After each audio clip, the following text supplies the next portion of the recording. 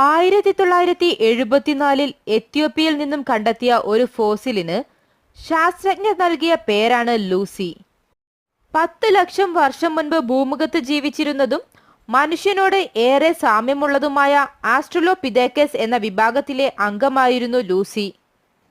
തീരെ ചെറിയ വായും മൂക്കും മനുഷ്യനെ പോലെ 2 കാലിൽ നിവർന്നു നിൽക്കാനുള്ള കഴിവുമൊക്കെയാണ് ആസ്ട്രലോപിഥെക്കസിന്റെ പ്രത്യേകതകൾ. സാധാരണ ആൾക്കുരങ്ങുകൾ 2 കാലിൽ നടക്കുമെങ്കിലും അവയ്ക്ക് അധിക ദൂരം അങ്ങനെ നടക്കുവാൻ സാധിച്ചിരുന്നില്ല. എന്നാൽ ആസ്ട്രലോപിഥെക്കസിനു 2 കാലിലുള്ള നടപ്പ് എളുപ്പമായിരുന്നു.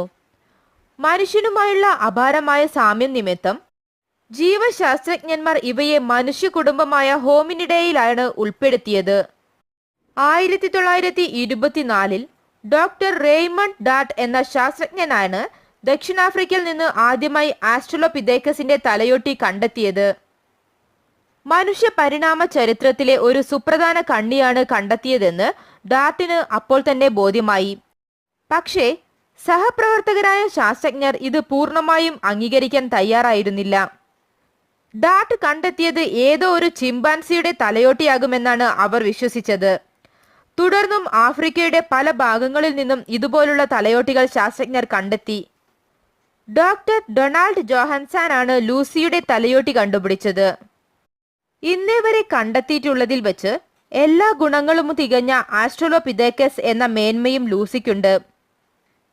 ഇതിന് 1.1 മീറ്റർ ഉയരവും 30 കിലോഗ്രാം ഭാരവും ഉണ്ടായിരുന്നു.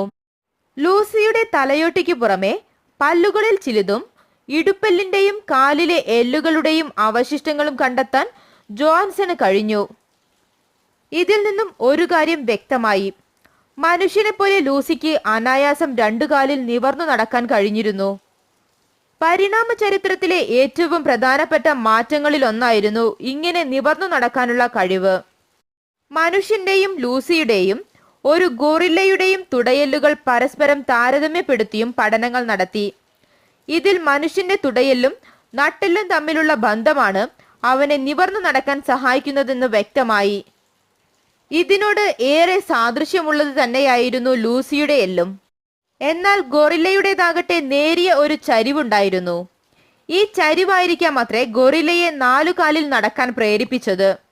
ലൂസി എന്ന പേരിന് പിന്നിലും ഒരു കഥയുണ്ട്. ഫോസിലുകൾ കണ്ടെത്താൻ പരിവേഷണം നടത്തിയിരുന്ന ഒരു സംഘം ആളുകൾ വളരെ യാദൃശ്ചികമായാണ് ഈ ഫോസിൽ കണ്ടെത്തിയത്. മനുഷ്യനോട് ഇത്രയേറെ സാമ്യമുള്ള ഒരു ഫോസിൽ അതിനു മുൻപ് കണ്ടെത്തിയിരുന്നില്ല. അത്തരമൊന്ന് കണ്ടെത്തിയതിന്റെ സന്തോഷത്തിൽ അന്ന് ക്യാമ്പിലുണ്ടായിരുന്നവരെല്ലാം Lucy in the sky with diamond എന്ന പ്രസിദ്ധമായ ഇംഗ്ലീഷ് ഗാനം ആലപിച്ചു. ഈ ഗാനശകലത്തിൽ നിന്നാണ് അവർ അന്നു കണ്ടെത്തിയ ഫോസിലിന് ലൂസി എന്നു പേര് നൽകിയത്. ലൂസിയെ കുറിച്ചുള്ള വീഡിയോ ഇവിടെ പൂർണ്ണമാകുന്നു. അടുത്ത വീഡിയോയുമായി കാണും വരെ ഗുഡ് ബൈ.